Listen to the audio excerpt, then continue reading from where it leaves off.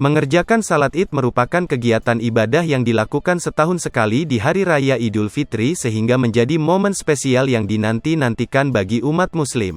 Salat Idul Fitri bisa dilakukan secara sendirian atau berjamaah baik di rumah, masjid, maupun lapangan. Namun ada kejadian tak terduga saat mengikuti salat Idul Fitri 1443 Hijriah, seperti kejadian seorang pemuda yang melaksanakan salat Id berjemaah viral baru-baru ini media sosial.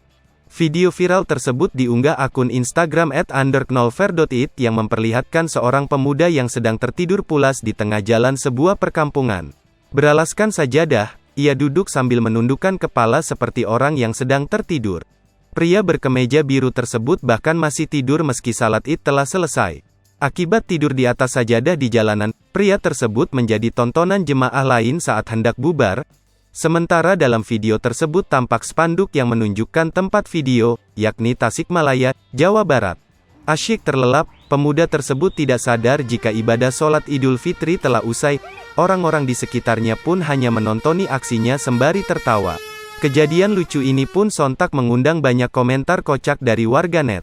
Video itu menjadi hiburan tersendiri bagi umat Islam yang tengah merayakan Idul Fitri 1443H.